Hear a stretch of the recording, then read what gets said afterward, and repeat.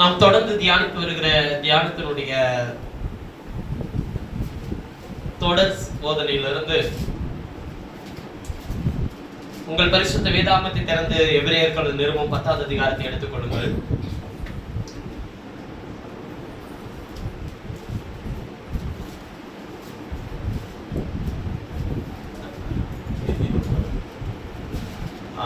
எபிரேயர்கள் என்னோட page number set ஆகும்.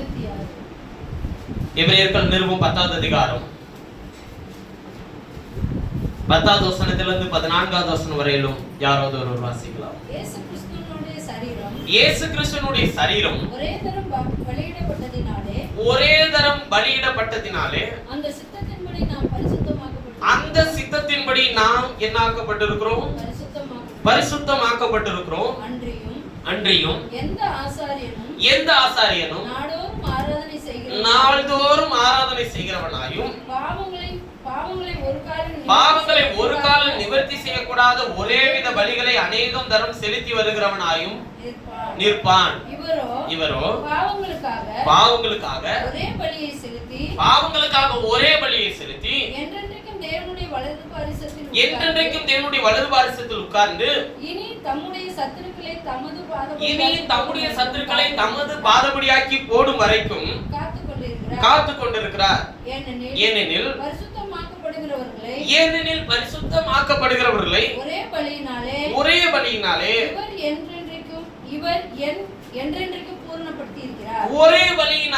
இவர் என்றென்றைக்கும் பூரணப்படுத்தி இருக்கிறார். இதை குறித்து போதும் 14 வரை வாசித்தால் போதும். அதுவரையில் தான் நாம் தியானிக்க போகிறோம். எபிரேயருக்கு கொடுத்த நிருபம் அதன் வெளிச்சம் என்கிற தலைப்பின் கீழ் இருந்து 101வது வாரம் உங்களோடு கூட கர்த்தருடைய வார்த்தையை பகிர்ந்து கொள்கிறேன். இந்த எபிரேயர்கள் புத்தகத்தை நாம் தொடர்ந்து தியானித்து வருகிறோம். கிட்டத்தட்ட 2 வருஷங்கள் நாம் அதை தியானித்து வருகிறோம். இது ஒரு தொடர் போதனையாக இருந்தாலும் ஒவ்வொரு விஷயங்களை நாம் வாசிக்கும் போதும் அதற்குள்ளே கர்த்தர் நம்மோடு கூட என்ன பேசுகிறார் என்பதையும் நாம் அதில் என்ன பண்ணுறோங்க, தியானிக்க கர்த்தர் நம்மோடு கூட பேசி வந்திருக்கிறார். கடந்த வாரத்தில் நாம் தியானித்த விஷயம், அந்த சித்தத்தின்படி நாம் என்ன ஆக்கப்பட்டிருக்கிறோம், பரிசுத்தமாக்கப்பட்டிருக்கிறோம். இந்த வாரம் நாம் இந்த தொடர் போதனையிலே நான் உங்களோடு கூட பேசும்படிக்கு எடுத்துக்கொண்ட காரியம்,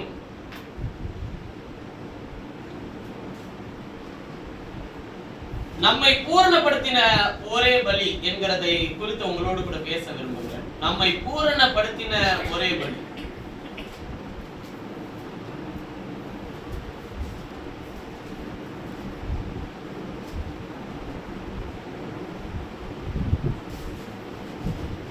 நம்மை பூரணப்படுத்தின ஒரே பலி என்கிற மையப்பொருளை கொண்டு உங்களோடு கூட பேச நான் விரும்புகிறேன்.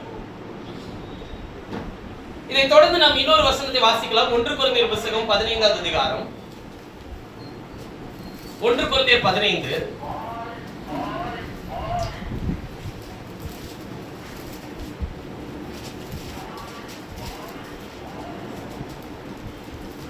18வது வசனத்திலிருந்து வாசிக்கலாம். 19லிருந்து வாசிக்கலாம். 1 கொரிந்தியர் 15 பக்கம் சொல்லிருங்க. என்னோட பேஜ் நம்பர் செட் ஆகும். எனக்கு 283வது பக்கத்துல இருக்கு. இம்மைக்காக மாத்திரம் நாம் கிறிஸ்துவின் மேல் நம்பிக்கை உள்ளவர்களாய் இருந்தால் 19வது வசனத்திலிருந்து எல்லா மனுஷரை பார்க்கிலும் பரிதபிக்கப்படத்தக்கவர்களாய் இருப்போம். கிறிஸ்துவோ மரித்தோரிலிருந்து எழுந்து நித்திரை அடைந்தவர்களின் முதற் பலனானார். மனுஷனால் மரணம் உண்டானபடியால் மனுஷனால் மரித்தோரின் உயிர்த்தெழுதலும் உண்டாயிற்று. ஆதாமுக்குள் எல்லாரும் மரிக்கிறது போல கிறிஸ்துவுக்குள் எல்லாரும் உயிர்ப்பிக்கப்படுவார்கள். அவனவன் தன் வரிசையிலே உயிர்ப்பிக்கப்படுவான். முதற் பலனானவர் கிறிஸ்து. பின்பு அவர் வருகையில் அவருடையவர்கள் உயிர்ப்பிக்கப்படுவார்கள்.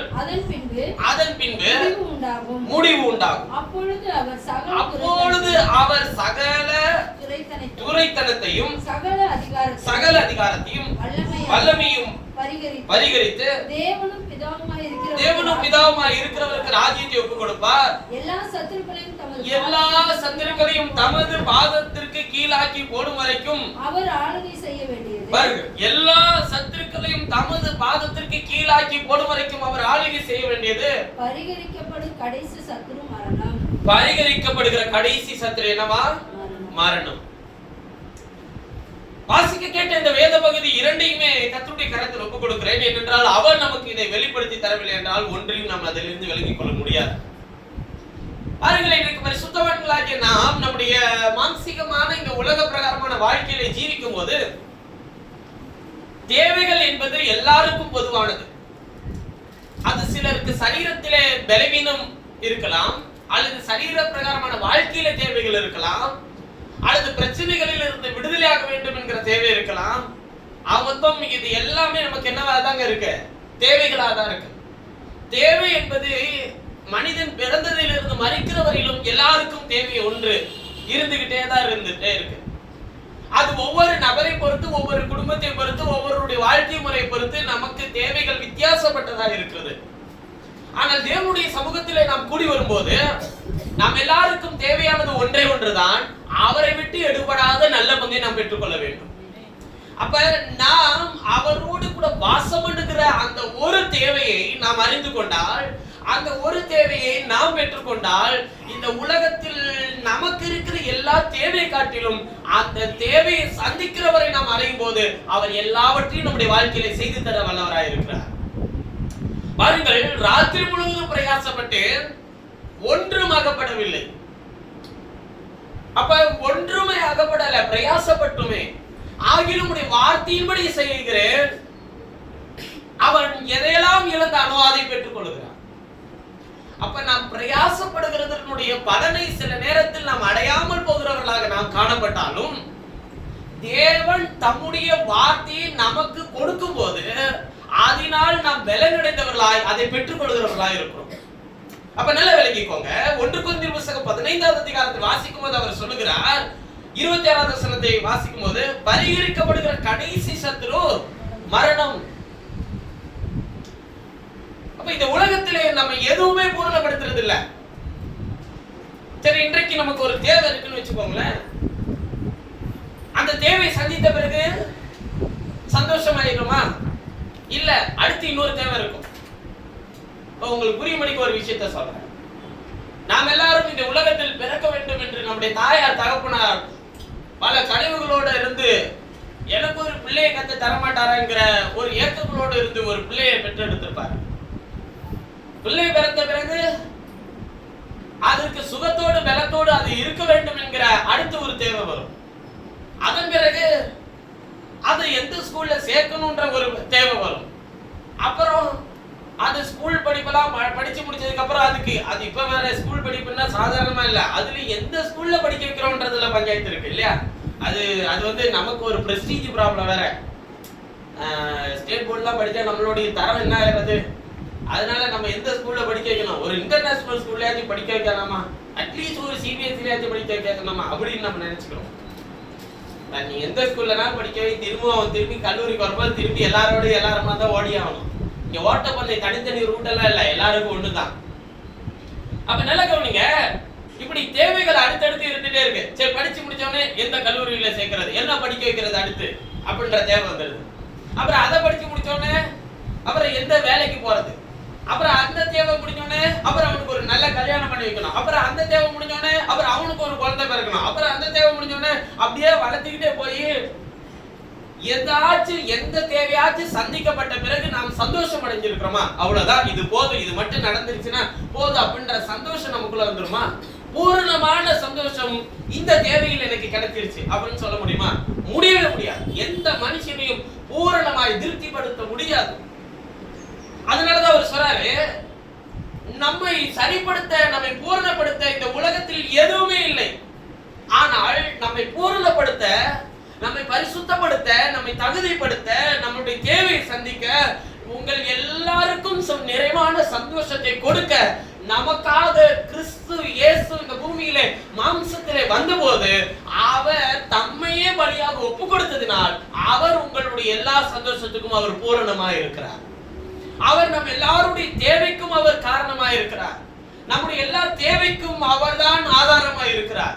நம்முடைய எல்லா பலவீனங்களுக்கும் அவர் பலத்தை வைத்து வைத்திருக்கிறார். நம்முடைய எல்லா சுகவீனத்துக்கும் அவர் சுகத்தை வைத்து வைத்திருக்கிறார். நம்முடைய எல்லா பிரச்சனைகளுக்கும் அவர் தீர்வாய் இருக்கிறார். இப்ப இவரால மாத்திரம் தான் எல்லாத்துக்கும் எல்லாமா இருக்க முடியும். மற்ற யாராலையும் என்ன பண்ண முடியாதுங்க, எல்லாத்துக்கும் எல்லாமா இருக்க முடியாது. மனுஷர்கள் எல்லாருமே தற்காலிகமானவர்கள் தான். அது பெற்றவர்களா இருக்கலாம், அல்லது கூட பிறந்தவர்களா இருக்கலாம், அல்லது கணவன் மனைவியாக இருக்கலாம், அல்லது பிள்ளைகளா இருக்கலாம். எல்லாருமே இந்த உலகத்திலே தற்காலிகமானவர்களே. ஆனால் நிரந்தரமானவர் ஒருவர் இருக்கிறார், அவர் கர்த்தராகிய இயேசு தான். ஏனென்றால் ஒன்று இந்த உலகம் நம்மை அவர்களை விட்டு பிரிக்கும், இல்லை என்றால் அவர்கள் ஒரு நாள் நம்மை விட்டு பிரிந்து போவார்கள். ஆனால் இம்மையிலும் மறுமையிலும் நம்மை விட்டு பிரியாத ஒருவர் இருப்பார், ஆனால் அது கர்த்தராகிய இயேசு கிறிஸ்து ஒருவர் மாத்திரமே. அப்ப அவர் மாம்சத்திலே வந்தபோது அவர் என்ன செய்கிறார் என்றால், தம்முடைய எல்லா பலியும் ஜனங்கள் செலுத்திட்டே வராங்க. வாசிக்கும் போது எபிரேயர்கள் நிருபத்திலே 10வது அதிகாரத்தை போங்க. எபிரேயர் 10 வாசிக்கும் போது, அதான் முன்பு நம்ம வாசிச்சோம் இல்லைங்களா, அந்த இடத்துக்கெல்லாம் போனீங்களா?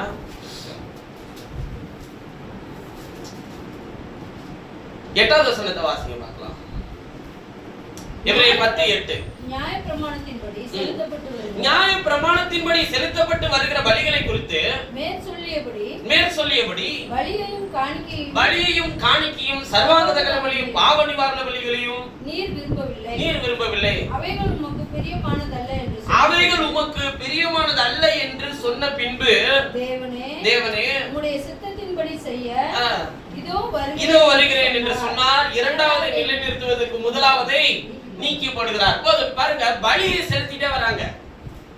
நியாயப்பிரமாணத்தின் காலத்திலே, மோசையின் காலத்திலே பலி செலுத்திட்டே வராங்க. என்ன பலி ஏற்படுத்துறாங்கன்னா, பாவம் செய்தால் பாவ நிவாரண பலி, குற்றம் செய்தால் குற்ற நிவாரண பலி, அப்புறம் ஆராதனை செய்யணும்னா சர்வாங்க தகன பலி, ஒருவருக்குள் ஒரு சமாதான குறைவு இருந்தால் சமாதான பலி.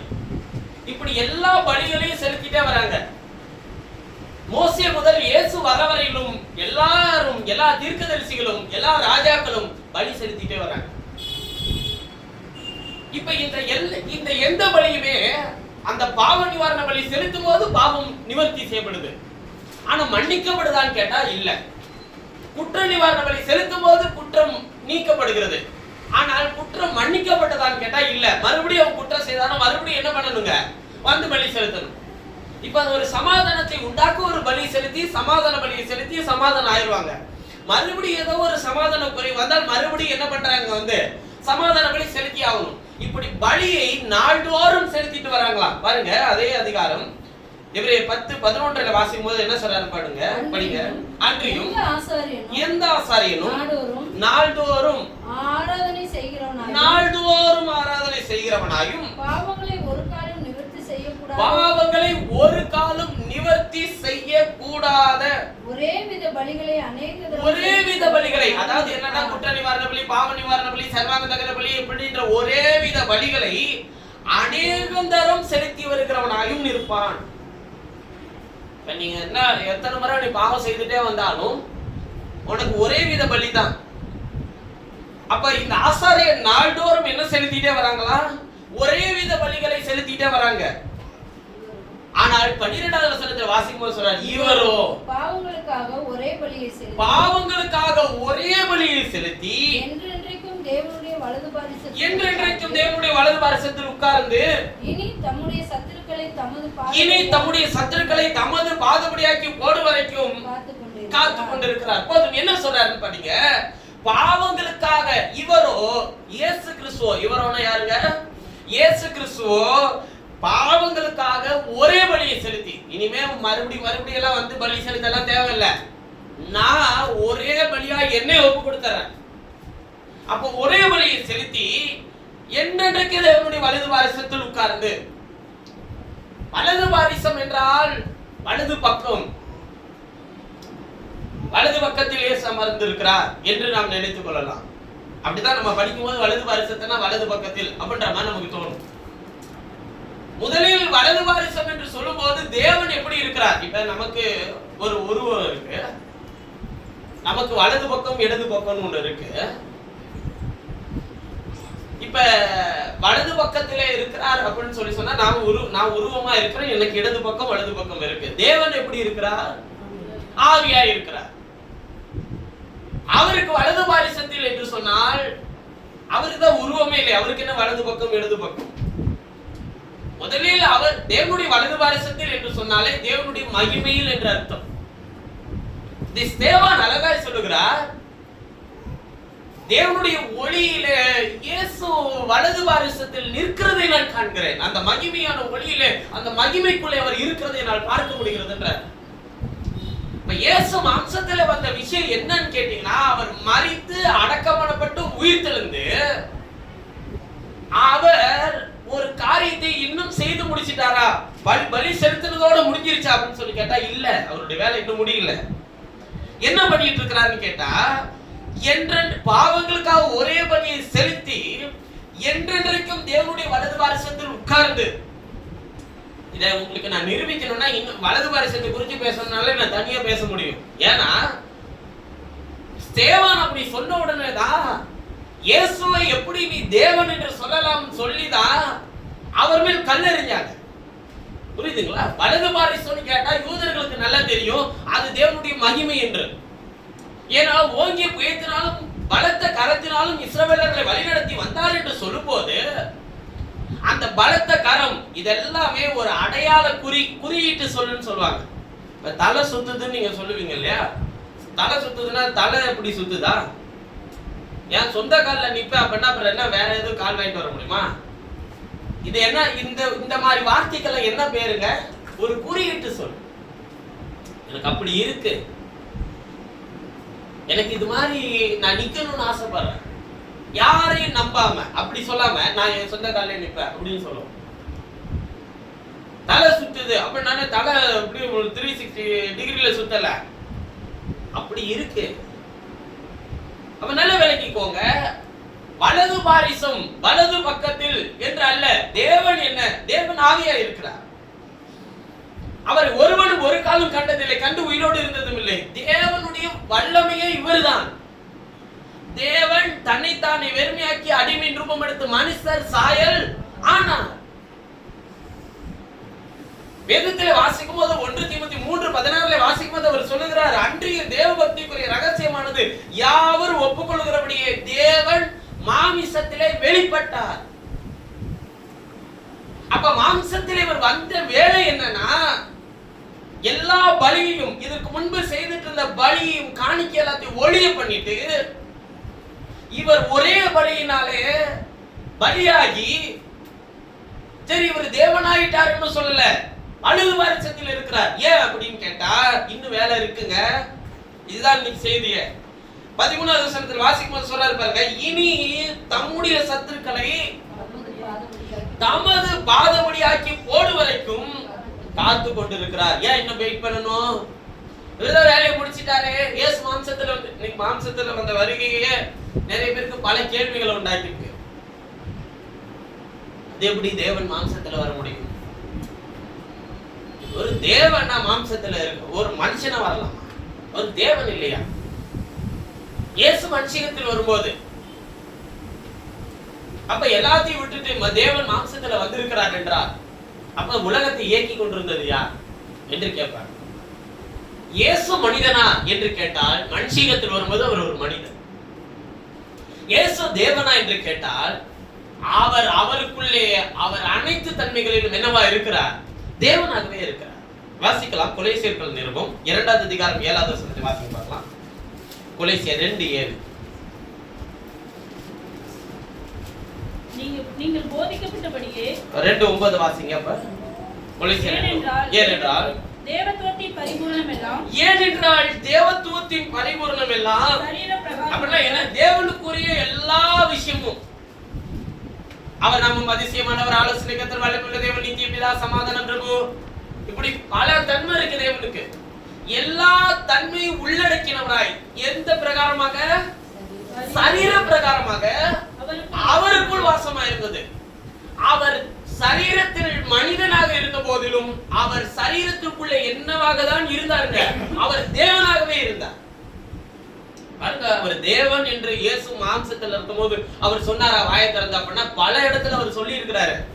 ஆனால் அதனால இஸ்ரவேலர்கள் அவரை கல்லெறி முடிக்கலாம் போயிருக்கிறாங்க. புரியுதுங்களா? என்ன தேவன்ற வார்த்தையில தான் சொல்ல. ஆபிரகாம் எங்கள் முற்பிதாவாகிய ஆபிரகாமை காட்டிலும் நீர் பெரியவர்னு சொல்லி கேட்டிருப்பாங்க. யூதர்கள் கேட்பாங்க.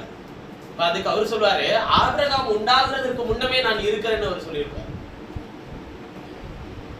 உனக்கு இன்னும் 50 வயதாகலையே, எப்படி என் முற்பிதாவாகிய ஆபிரகாமை காட்டிலும் நீ பெரியவர்னு சொல்லி திருப்பி கேள்வி கேட்பாங்க. அதுக்கு அவர் சொல்லுவாரு, ஆபிரகாம் என்னுடைய நாளைக்கான ஆசையா இருந்தான், கண்டு களி கூர்ந்தான்ற. அப்படின்னா என்ன? நீ இப்பதான் என்னை பாக்குற, ஆனா உன்னுடைய முற்பிதாவாகிய ஆபிரகாம் என்னை பார்த்து களி கூர்ந்து இருக்கிறான். எப்ப பார்த்தாரு? அவனுக்கு அவர் தன்னை வெளிப்படுத்தி இருக்கிறார்.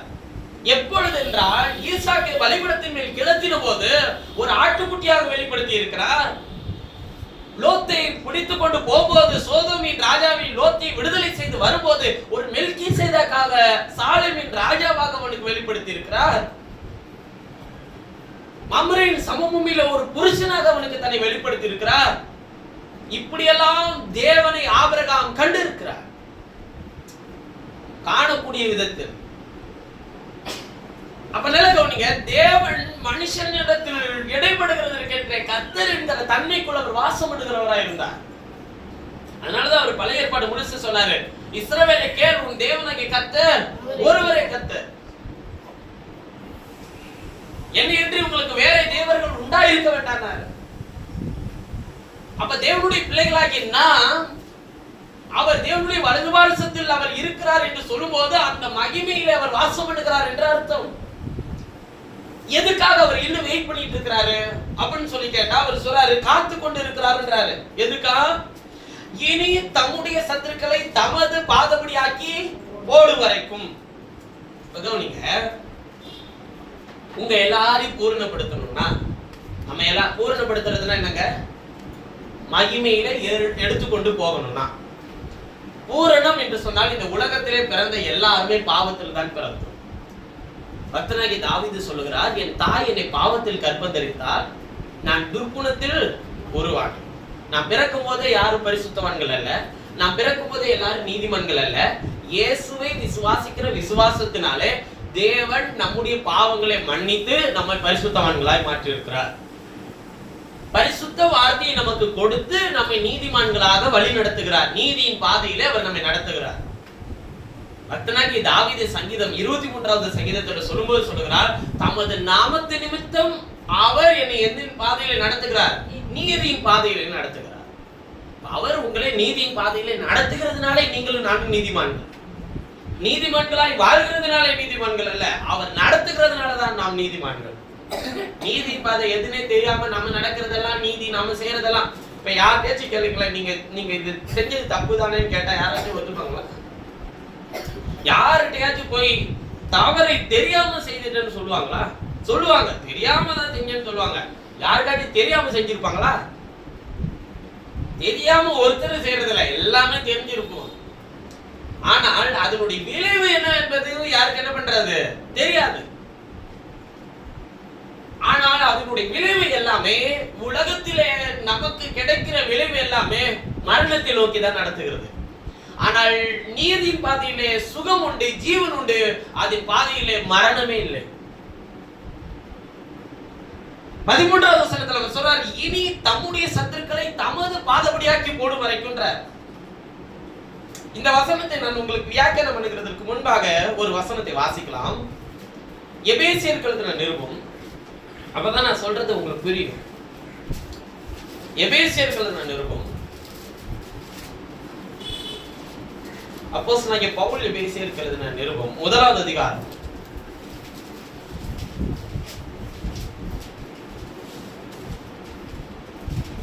22வது வசனத்திலிருந்து வாசிக்கலாம். எல்லாவற்றையும் அவருடைய பாதங்களுக்கு கீழ்ப்படுத்தி எல்லாவற்றையும் எல்லாவற்றாலும் நிரப்புகிறவருடைய நிறைவாகிய சரீரமான சபைக்கு அவரை எல்லாவற்றுக்கும் மேலான தலையாக தந்தருளினார். இப்ப சபைக்கு அவரை எல்லாவற்றுக்கும் மேலான தலையாக நமக்காக தந்தருளினார். இப்ப கவனிங்க, அவரை இன்னும் பூரணப்படுத்தல. எதை பூரணப்படுத்தல அப்படின்னு நான் சொல்றேன்னா, இயேசு வந்தார், ஒரே பலியை செலுத்தினார், மரித்தார், அடக்கம் பண்ணப்பட்டார், உயிர் தெழுந்து போனார். ஆனால் அவருடைய சரீரம் என்று அவர் எதை சொல்லுகிறார் என்றால், உங்களையும் என்னையும் தான் சொல்லுகிறார். நல்லா கவனிச்சுக்கோங்க, கிறிஸ்துவின் சரீரம் அப்படின்னு அவர் யார சொல்றாரு? சரி, அதுக்கும் சில வசனங்களை வாசிக்கலாம். இப்ப தலை யாருன்னு சொல்லியாச்சுங்க. சரீரத்துல எபேசியர் 1:23 வாசிக்கும் போது தலை யாருங்க? கிறிஸ்து, அதாவது இயேசு கிறிஸ்து. சரிங்களா? கவனிங்க, சரீரம் யாருன்னு சொல்றாருன்றத படிக்கலாம். 1 கொரிந்தியர் புத்தகம் 12வது அதிகாரம்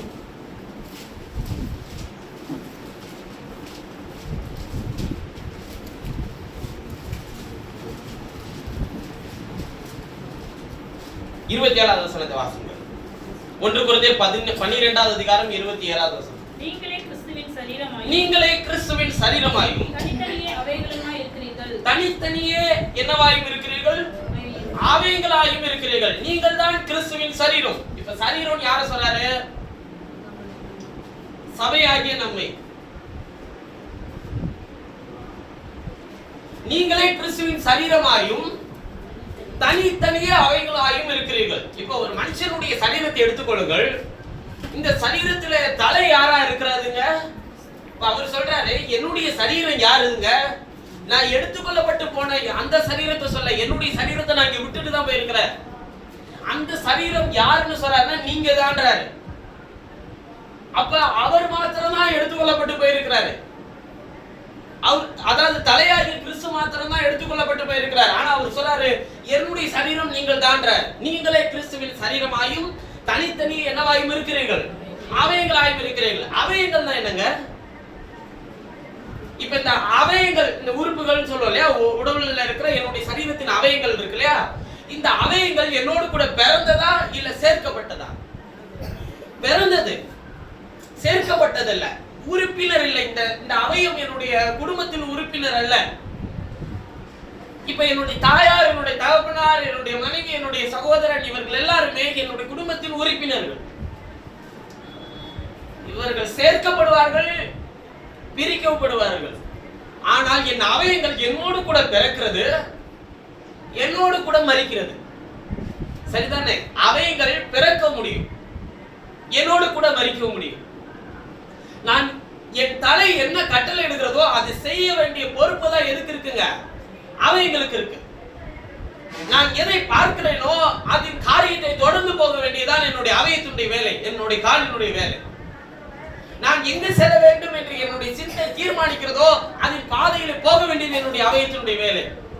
நான் என்ன பேசுகிறேனோ அதை கேட்டு அதை செய்ய வேண்டியது ஒவ்வொரு அவயத்தினுடைய வேலை. அப்ப தலையில தான் அனைத்து விஷயமே இருக்கு. பார்த்தல், கேட்டல், பேசுதல், சிந்தித்தல், தீர்மானித்தல் எல்லாம் இருக்கு. மற்ற எல்லா அவயங்களுமே என்ன பண்ணுது? இது என்ன கட்டளையிடுதோ அதை தான் செய்யுது. சரிதானே? அப்படித்தானே இருக்கு உங்களுடைய சரீரமும். இல்ல கை என்ன பாக்குதோ அதை தான் பிரதர் என் தலை போய் செய்யும் அப்படின்னு சொல்ல முடியுமா? சொல்ல முடியாது. அப்ப அவயம் என்றால் அவரோடு கூட பிறந்தவர்கள். அதான் அவர் சொல்றாரு பாருங்க, நீங்கள் என்னுடைய சபையில உறுப்பினர்கள் சொல்லல, நீங்கள் கிறிஸ்துவின் சரீரமாயும் தனித்தனியே என்னவாயும் இருக்கிறீர்கள்? அவயங்களாயும் இருக்கிறீர்கள். உறுப்பினர்கள் அல்ல.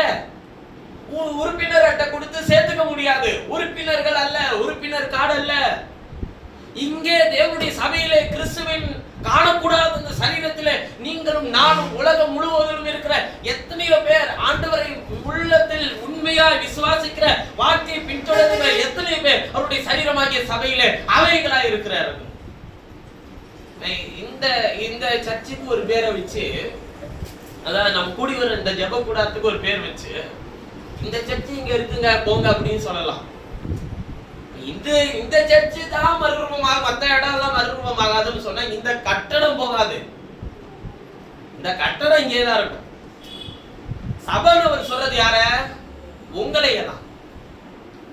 நீங்கள் அவரால் பிறந்திருக்கும் போது, அவருடைய வார்த்தையினால் பிறப்பிக்கப்படும் போது கர்த்தர் உங்களை தம்முடைய மகிமையில ஏறெடுத்துக் கொள்ள ஒரு வல்லவராய் இருக்கிறார். அதான் பூரணப்படுத்துதல். இந்த உலகத்திலே நாம் குறைவுள்ளவர்கள், ஆனால் பூரணப்படுத்த கிறிஸ்து வருவார். கவனிங்க, தலை கிறிஸ்து இயேசுவா அவருடைய சரீரம் யாருன்னு சொல்றாரு? நாம தான். இப்ப இந்த சரீரத்துல இருக்கிற ஒவ்வொரு அவயமும் அவரு சொல்றாரு, நீங்க தான் என்னுடைய சரீரத்தின் அவயங்கன்றார். இப்ப கவனிங்க, இப்ப போய் அந்த எபிரேயர்கள் நிருபம் 10ஆம் அதிகாரத்தை வாசி பாருங்க. அங்க என்ன சொல்றாருன்னு படிங்க. இனி தம்முடைய சத்துருக்களை தமது பாதபடியாக்கி ஓடு வரைக்கும் அவர் என்ன பண்ணி இருக்கிறாரா? காத்து கொண்டு இருக்கிறார். யார ஜெயிக்கிற வரையும் அவர் வெயிட் பண்ண வேண்டியதுன்றாங்க, சத்துருவை.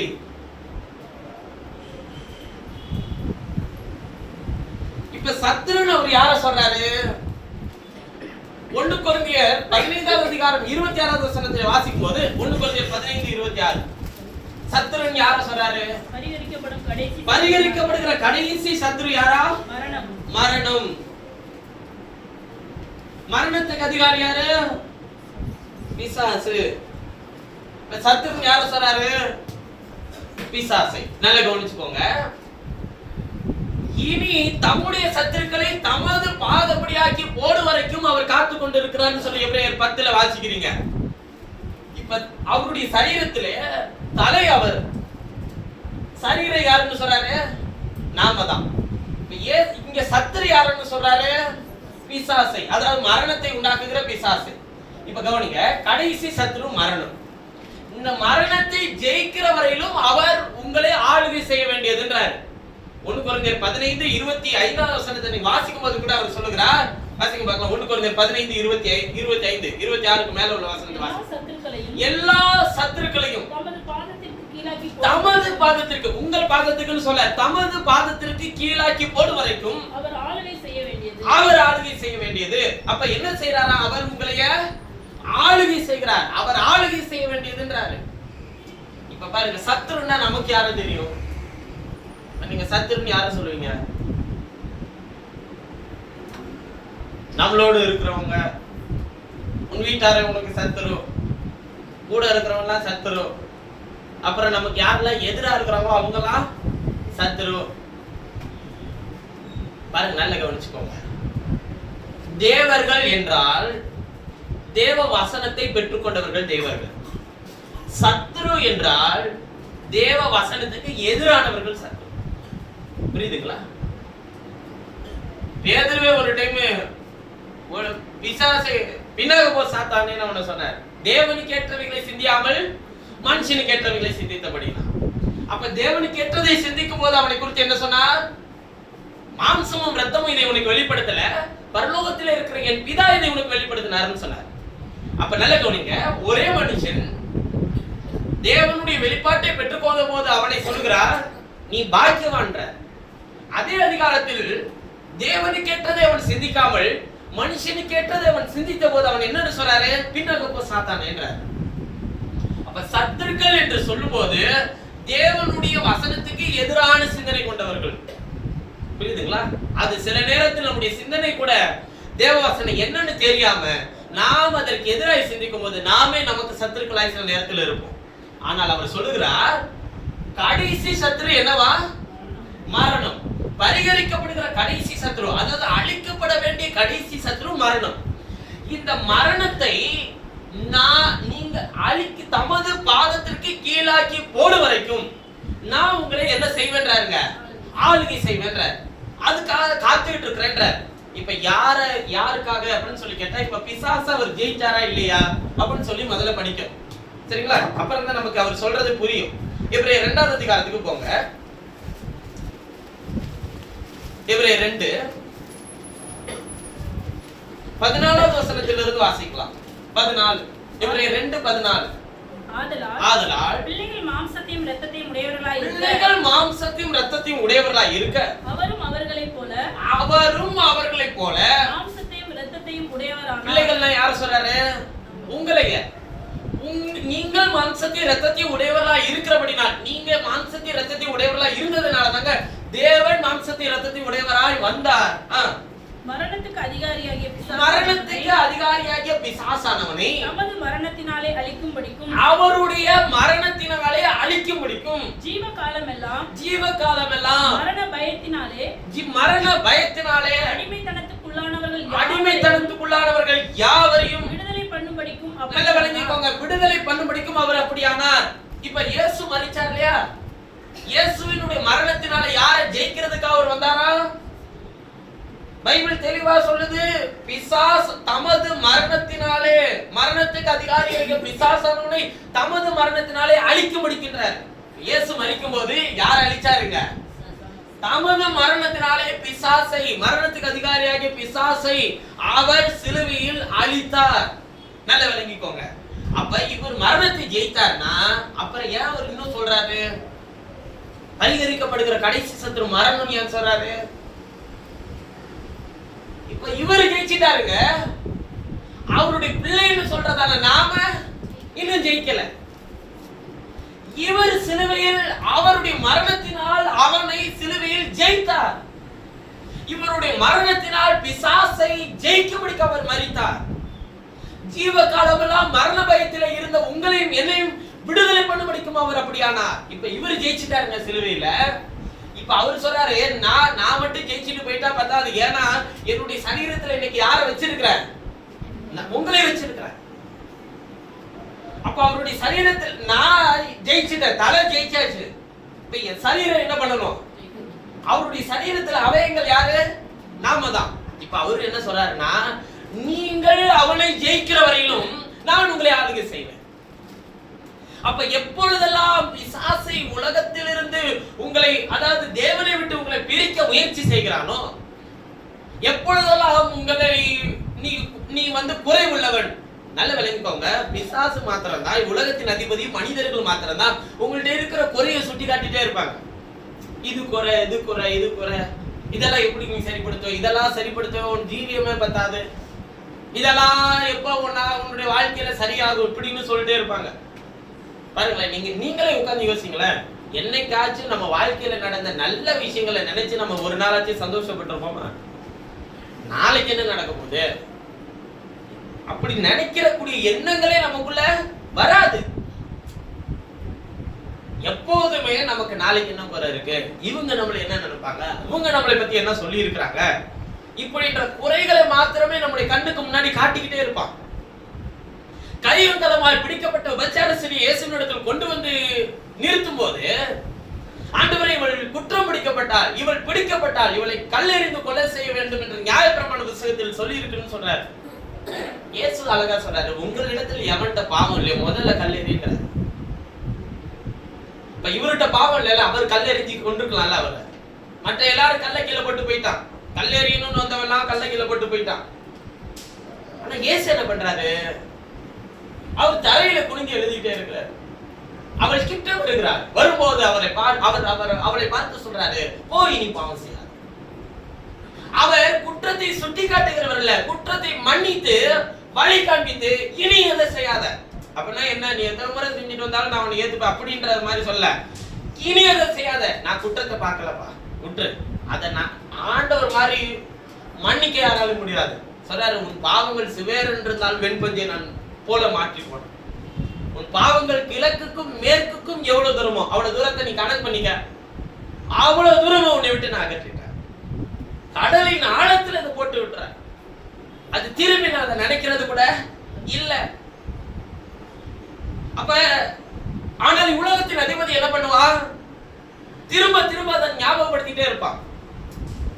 ஒரு சின்ன உங்களுடைய வாழ்க்கையில ஒரு பிரச்சனை வந்தா, இதனாலதான் வந்திருக்குமோ, இதனாலதான் இந்த பலவீனமோ, இதனாலதான் என் குடும்பத்துல இந்த குறையோ, இதனாலதான் இந்த பிரச்சனையோ, என்ன விளங்கிக்கோங்க, இவன் பார்வையில்லாமல் குருடனா இருப்பது இவன் செய்த பாவமா, இவன் பெற்றோர்கள் செய்த பாவமான்னு சீஷர்கள் கேட்டபோது இயேசு சொன்னார், இவன் செய்த பாவம் அல்ல, இவர்கள் பெற்றோர்கள் செய்த பாவம் அல்ல, தேவ நாமம் மகிமைப்படும்படிக்கு அவனை வைத்திருக்கிறேன். அப்ப நம்முடைய குறைகள் கூட அவர் யார் என்பதை நம்முடைய வாழ்க்கையில் வெளிப்படுத்துகிறதுக்காக தேவனை அனுமதித்திருக்கலாம்.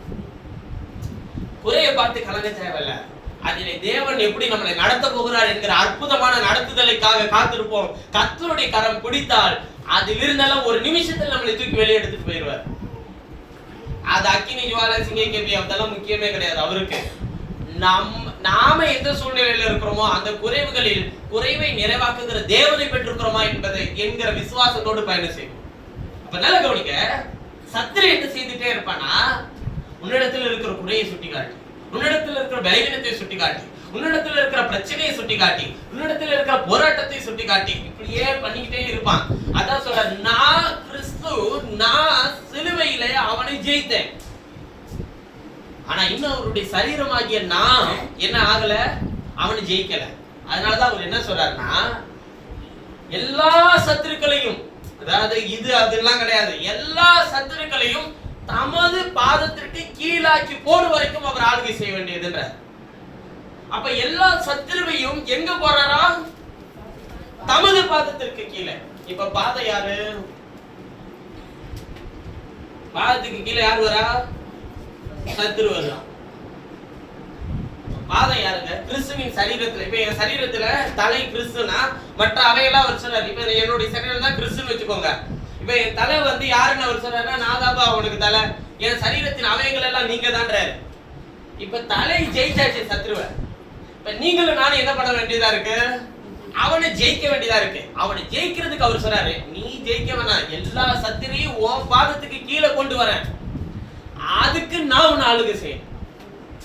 ஆளுகை என்றால் நான் உன்னை வழி நடத்தும், நான் உன்னோடு கூட இருக்கணும். நான் உன்னோடு கூட இருந்தாதான் சத்ருவை அடையாளம் கண்டு கொண்டு உன்னால் உன் வாழ்க்கையில் அதை ஜெயம் கொள்ள முடியும். நீங்களும் நானும் செய்ய வேண்டிய ஒரு காரியம் என்னன்னா, ஆண்டவரே நீர் என்னை ஆளுகை செய்ய என்னை ஒப்பு கொடுக்கிறேன். அவர் ஆளுகை செய்ய ஆரம்பிச்சிட்டாருன்னா எதுவும் நம்மள என்ன பண்ண முடியாதுங்க, தொட முடியாது. சிலர் சொல்லுவாங்க, சத்ருவை பார்த்து பயந்து, அமாவாசை வந்துச்சுன்னா பயம், ஏதாச்சும் ஒரு நல்ல நேரமா இது நடந்தது இதனாலதான், இந்த கெட்ட நேரத்தினாலதான், உன்னை ஏத்துக்கிட்டதுனாலதான், ஏத்துக்கொள்ளாம போனதுனாலதான், இதை செய்யாம போனதுனாலதான், மனுஷர்கள் மேல, சூழ்நிலை மேல, நேரத்து மேல எல்லாரும் என்ன பண்ணுவாங்க, பழியை தூக்கி வைப்போம். என்னைக்குமே மனுஷனுக்கு அப்படிதான். முள்ளு குத்திச்சுன்னு சொல்லுவோம், முள்ளு குத்திச்சா நாம மீச்சோமா சொல்றது கூட நம்ம வாயை திறந்து என்ன பண்ண மாட்டோம், நான் தான் மீச்சிட்டேன் அப்படின்னு சொல்ல மாட்டோம். ஆனா என்னன்னு சொல்லுவோம், முள்ளு குத்திருச்சு. முள்ளுனா குத்தாது, அது தேடி வந்து உங்களை குத்திச்சா இல்ல, நாம தான் போய் அது மேல மீச்சிருக்கோம். ஆனா நம்ம வாயை திறந்து நம்ம அதை அறிக்கை செய்யவே மாட்டோம். எப்பொழுதுமே தன்னிடத்தில் என்ன குறை இருக்கிறது என்பதை ஒரு நாள் திரும்பி பார்க்கறதே இல்லை. நேரம், உங்களுக்கு எல்லாருக்கும் ஈஸியா தெரியுற விஷயம் என்னன்னா நேரம். அப்புறம் மனுஷங்க, ஏதாச்சும் நம்ம பிடிக்காத சில மனுஷங்க இருப்பாங்க நம்மளை சுத்தி, அவங்க. அப்புறம் இன்னும் சிலருக்கெல்லாம் வீடு சரியில்லை பிரதர். ஒருத்தவங்க எங்க வீட்டுல குடியிருந்தாங்க, அவங்களுக்கு வீடு சரியில்லாதனால அவங்க வீடு காலி பண்ணிட்டாங்க. அவங்க பார்த்த ஒரு ஜோசியர்கிட்ட போய் கேட்டிருக்காங்க, ஓனர் என்னங்க பண்ணுவாரு, அவரு அந்த வீட்டுல தானே இருந்தாங்க, இந்த வீடே சரியில்லை, நீ காலி பண்ணுன்னு என்ன சொல்ற. அவங்க பைபிள், அவங்க வேதம் படிக்கிறாங்க, அதனால உங்களுக்கு அந்த வீடு என்ன பண்ணாது, ஒண்ணும் செய்யாது. வேதம் நேரத்துக்கு அப்பாற்பட்டு, சூழலுக்கு அப்பாற்பட்டு, மனுஷர்களுக்கு அப்பாற்பட்டு, நெருக்கடிகளுக்கு அப்பாற்பட்டு, எல்லா பிரச்சனைகளுக்கும் அப்பாற்பட்டு வேதம் உங்களை காக்கிறதா இருக்கிறது.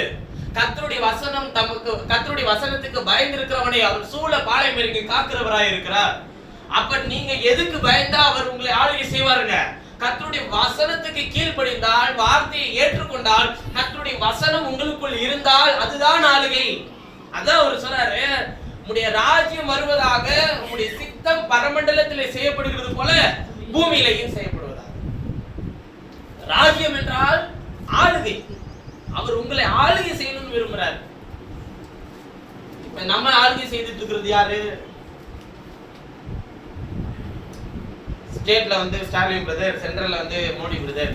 நான் அந்த ஆளுகையை கேட்கல, உங்களை ஆளுகை செய்துட்டு இருக்கிறது யாரு? ஒண்ணு இல்ல. இந்த பிரே இப்ப நடந்துட்டு இருக்கிறதுனால நீங்க சொன்ன கர்த்தர் தான் ஆளுகை செய்யறாருன்னு.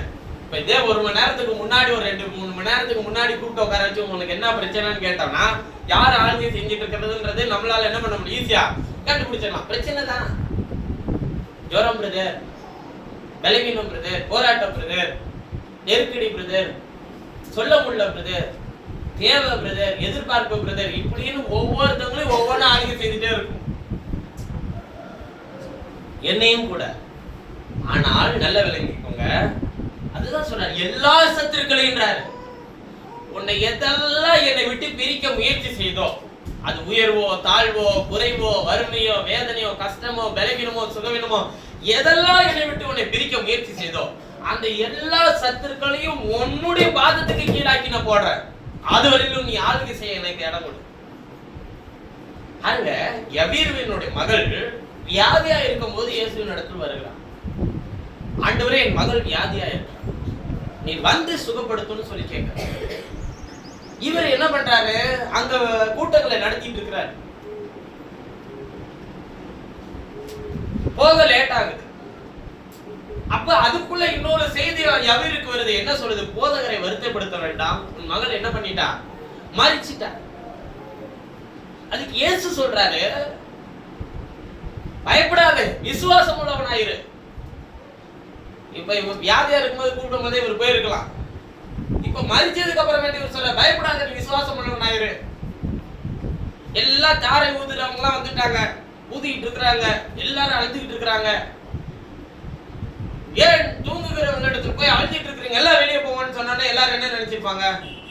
ஆறா இருந்தாலும் புதுசா வந்துட்டு ஏதோ ஒரு பரியாசமா நினைச்சிருப்பாங்க. இவர் கதவை அடிச்சுட்டு பேதுரு யாக்கோபு யோவானை கூட்டிட்டு தாயும் தகப்பனையும் உள்ள கூட்டிட்டு போயிட்டு என்ன பண்றாருன்னா, சிறுபெண்ணை எழுந்துரு. அப்ப அவள் எழுந்திருப்பாள் என்பதை அவர் முன்னதாகவே அறிந்திருக்கிறார். நம்முடைய வாழ்க்கையினுடைய ஒவ்வொரு முடிவுகளையும் மனுஷர்கள் தீர்மானிக்கும் போதெல்லாம் இயேசு தம்முடைய வல்லமையுள்ள வார்த்தையை வைத்து திரும்பவும் நம்மை உயிர்ப்பித்துக் கொண்டு விடுகிறவராய் இருக்கிறார். அப்ப எல்லா சத்ருவையும் ஜெயம் கொள்ள அவர் முன்னதாகவே உங்களுக்கும் எனக்கும் வழி ஆயத்தம் பண்ணி வைத்திருக்கிறார். நம்ம பயப்பட தேவையில்ல பாருங்க. ஏன்னா நம்ம ஆளுகை செய்யறது யாரு? கர்த்தர். எல்லா சத்துருக்களையும் உங்களுடைய பாதத்துக்கு கீழாக்கி போடு வரைக்கும் அவர் உங்களை ஆளுகை செய்வார்.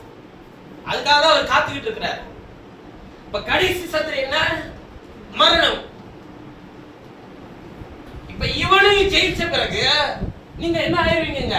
கிறிஸ்துவின் சரீரம் பூரணமாக்கப்பட்டு அந்த மகிமையில அவரை போல எடுத்துக்கொள்ளப்படும். இப்ப எல்லாருமே இன்மைக்காக மாத்திரம் இயேசுவின் இடத்தில் வருகிறவர்களா இருந்தால் நாம் மற்றவர்களை போல பரிதபிக்கப்படத்தக்கவர்களா இருப்போம்னு சொல்லி 1 கொரிந்தியர்ல வாசிக்கிறோம். இன்மைக்காக மாத்திரனா உலகத்தின் தேவைக்காக பிரச்சனைகளுக்காக மாத்திரம் இயேசுவின் இடத்தில் வருகிறவர்களா இருந்தால் அப்படின்னு சொல்றாரு. ஆனால் நல்லா விளங்கிக்கோங்க, இது எல்லாத்துக்காக மாத்திரம் இயேசுவின் இடத்தில் வரல. ஆண்டவர் உங்களை அழைச்சதனுடைய நோக்கம் என்னன்னா, அவரை போல உங்களை மாத்துறதுக்காக, உங்களை பரிபூர்ணப்படுத்துறதுக்காக, உங்களுக்கு அவருடைய சரீரத்தை கொடுக்கிறதுக்காக, அவரை போல உங்களை மாற்றி தம்முடைய மகிமையில உங்களை எடுத்துக்கொண்டு போகிறதுக்காக அவர் வரப்போகிறவராக இருக்கிறார். அவர் வரும்போது உங்களுடைய சத்துருவை நீங்கள் ஜெயிக்கும் போது நீங்கள் உங்கள் சரீரம் பரிபூர்ணப்படுத்தப்பட்டு இந்த அற்பமான சரீரம் அவருடைய மகிமையான சரீரத்துக்கு ஒப்பாக என்ன ஆக்கப்படுமா? மறுரூபமாக்கப்படும். பிலிப்பியர்கள் நிருபம் 3வது அதிகாரம், பிலிப்பியர்கள் நிருபம் 3வது அதிகாரத்தை எடுத்துக்கோங்க. 21வது வசனத்தை வாசிங்க பார்க்கலாம். அவர் எல்லாவற்றையும் 20ல இருந்து வாசிங்க பார்க்கலாம். நம்முடைய குடியிருப்போ, பிலிப்பியர் 3வது அதிகாரம் 20வது வசனம். நம்முடைய குடியிருப்போ பரலோகத்தில் இருக்கிறது, அங்கே இருந்து கர்த்தராய் இருக்கிற இயேசு கிறிஸ்து என்னும் இரட்சகர் வர எதிர்பார்த்து கொண்டிருக்கிறோம். அவர் எல்லாவற்றையும் தமக்கு கீழ்ப்படுத்திக் கொள்ளத்தக்க தம்முடைய வல்லமையான செயலின்படியே யாருடைய அற்பமான சரீரத்தை? நம்முடைய அற்பமான சரீரத்தை நம்முடைய மகிமையான சரீரத்துக்கு ஒப்பாக மறுரூபப்படுத்துவார். அவருடைய மகிமையான சரீரத்துக்கு ஒப்பாக என்ன ஆக்குவாரா?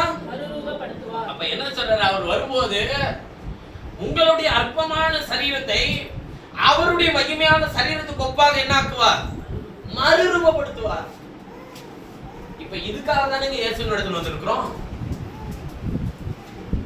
இம்மையில நம்முடைய வியாதி சுகமாக்கப்படுது, விலங்கினம் நீக்கப்படுது, பிரச்சனைகள் தீர்க்கப்படுது. மறுமையில நான் ஒன்றை உங்களுக்கு சொல்றேன். இயேசு கிறிஸ்து யவீருவின் மகளை சுகப்படுத்தினார், மரணத்திலிருந்து அவளை உயிர்ப்பித்தார். இன்றைக்கு அவள் உயிரோடு இருக்கிறாளா? லாசருவை 3 நாள் பிறகு மரித்தோரிலிருந்து எழுப்ப பண்ணினார். இன்றைக்கு அவன் உயிரோடு இருக்கிறானா? பாடையை தொட்டு வாலிபனை சுகப்படுத்தி உயிரோடு எழுப்பினார். இன்றைக்கு அவன் உயிரோடு இருக்கிறானா? இல்லை. இந்த சரீரம் பிறந்தது என்றால் ஒரு நாள் அழிந்தும் போகும், மரிக்கவும் செய்யும். மனிதன் ஒரே தரம் மரிப்பதும் பின்பு நியாயத்தில் படைவதும் மனுஷனுக்கு நியமிக்கப்பட்டிருக்கிறது. அப்ப மரணத்துக்கு என்று நியமிக்கப்பட்டிருக்கிற இந்த சரீரம். ஆனால் நல்ல விளங்கிக்கோங்க, நம்முடைய அற்பமான இந்த சரீரத்தை அவர் வரும்போது அவருடைய மகிமையான சரீரத்துக்கு ஒப்பாக மறுரூபப்படுத்துகிறதற்காக தான் உங்களை என்னை அழைச்சிருக்கிறார். நீங்க உட்கார வச்சதுக்கு காரணம் என்னங்க? அவரை போல உங்களை மாற்றுறதுக்காக தான். அதுக்கு என்ன பண்ணுவாரு? முதலில் உங்களுடைய குணாதிசயத்திலிருந்து மாற்ற விரும்புகிறார். தேவன் தம்முடைய அன்பை உங்களுக்கு தருவார். தேவன் தம்முடைய இரக்கங்களை உங்களுக்கு காண்பிப்பார். தேவனுடைய நடத்துதலை உங்களால் பார்க்க முடியும். தேவனுடைய ஆளுகையை உங்களால் பெற்றுக்கொள்ள முடியும். அவர் ஒரு மனிதனை ஆளுகை செய்தார். பிசாசு ஒரு மனிதனை ஆளுகை செய்தால் அவனை மரணத்துக்கு நேராக வழிநடத்த முடியும். தேவன் ஒரு மனிதனை ஆளுகை செய்தால் அவனை அவர் ஜீவனுக்கு நேராக வழிநடத்த அவர் வல்லவராய் இருக்கிறார். சங்கீதத்தின் புத்தகம் 23வது சங்கீதத்தில் அவர் தெளிவாக சொல்லுகிறார், கர்த்தர் என் மேய்ப்பராய் இருக்கிறார், அதனால் நான் என்ன அடைய? தாழ்ச்சி அடையேன். ஒரு நாள் நான் கீழே போக மாட்டேன். அவர் என்னை உள்ளுள்ள இடங்களில் வைத்து அமர்ந்த தண்ணீர்கள் அண்டையில் என்னை கொண்டு போய் விடுகிறார். அப்ப அந்த தண்ணீர்கள் அண்டைக்கு கொண்டு போய் சேர்க்கிறது அவருடைய வேலைதான். அவர் தமது நாமத்தின் நிமித்தம் என்னை நீதியின் பாதையில நடத்தி ஆத்மா என்ன பண்றாருங்க? தேற்றுகிறார். சொல்லிட்டு 5வது வசனத்துல சொல்லும்போது சொல்றாரு, சத்துருக்களுக்கு முன்பாக எனக்கு ஒரு பந்தை ஆயத்தப்படுத்தி என் தலையை என்னையால் என்ன பண்ணுகிறேன்? அபிஷேகம் பண்ணுகிறேன்.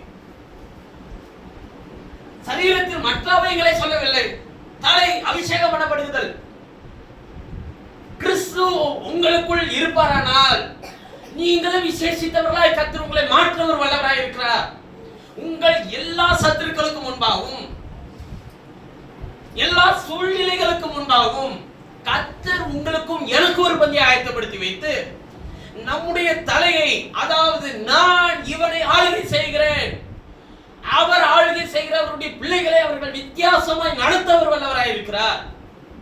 அதாங்க அபிஷேகம் பண்ணப்படுகிறது. பாத்திரம் என்ன பண்ணுதா? நிரம்பி வருகிறது. உன்னுடைய வாழ்க்கையில கர்த்தருடைய நடத்துதலை உன்னால் பார்க்க முடியும். உன்னுடைய ஜீவியத்திலே பார்க்க முடியும். இஸ்ரவேலர்களை குறித்து மற்ற தேசத்தில் இருக்கிறவர்கள் ஏன் பயந்தார்கள்? யார் அவங்களோட கூட இருக்கிறதுங்க?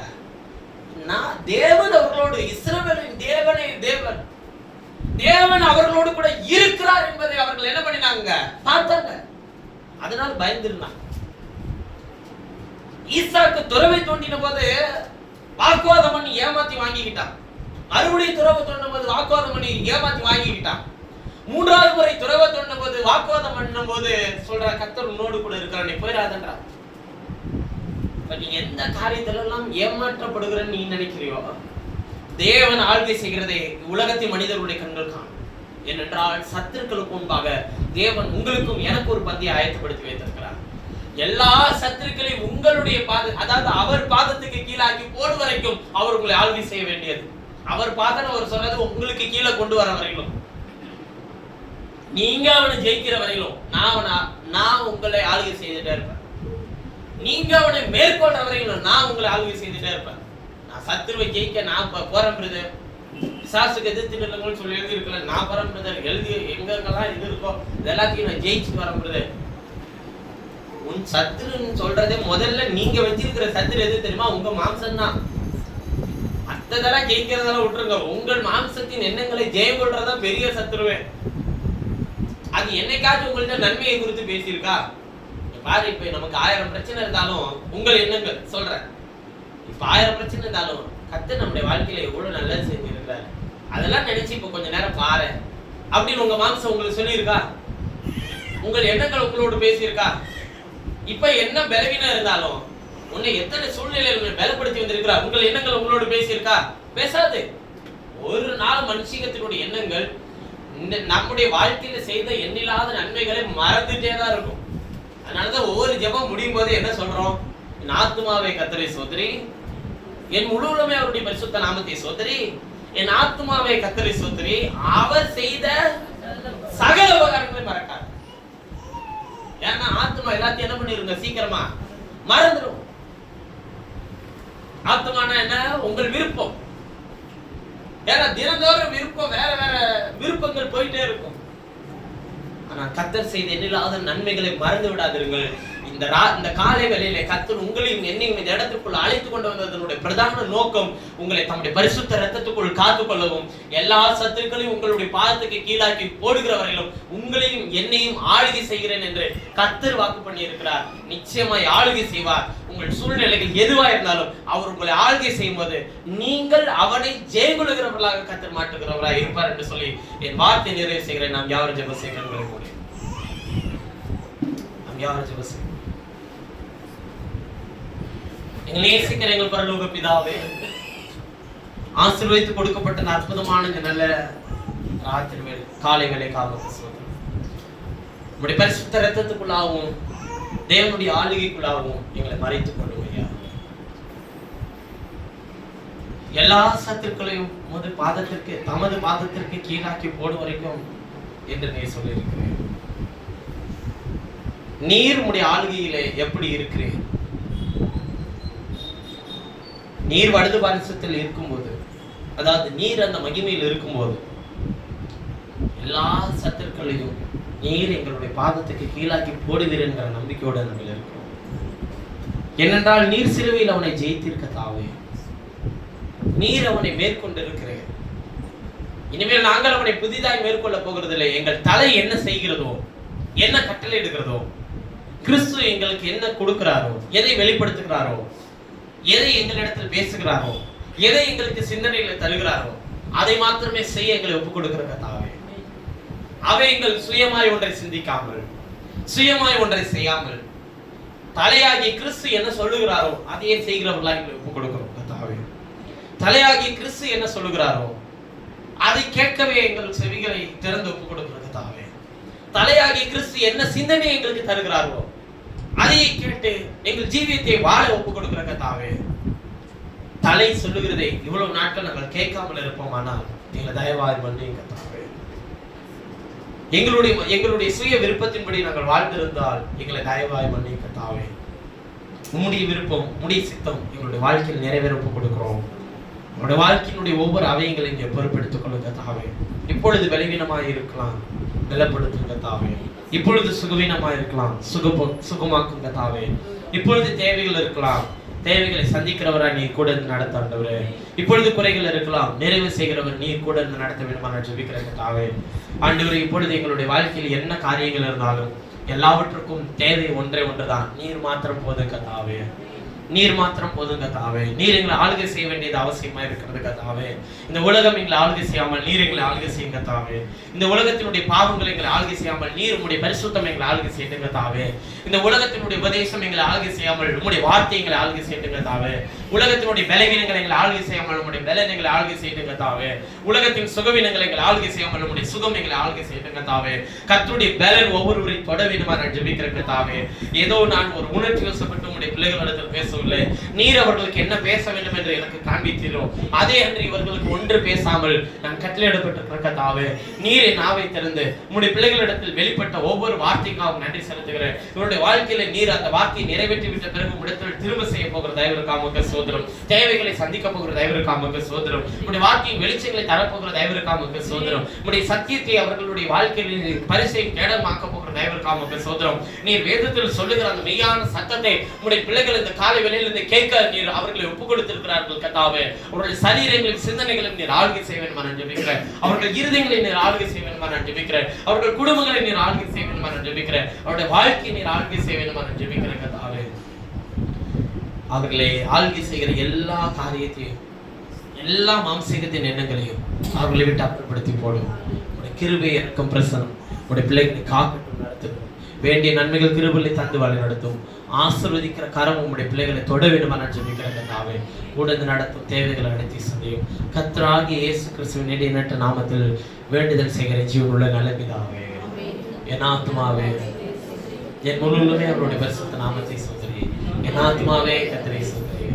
கர்த்தர் செய்த சகல உபகாரங்களை மறவாதே. ஆமென்.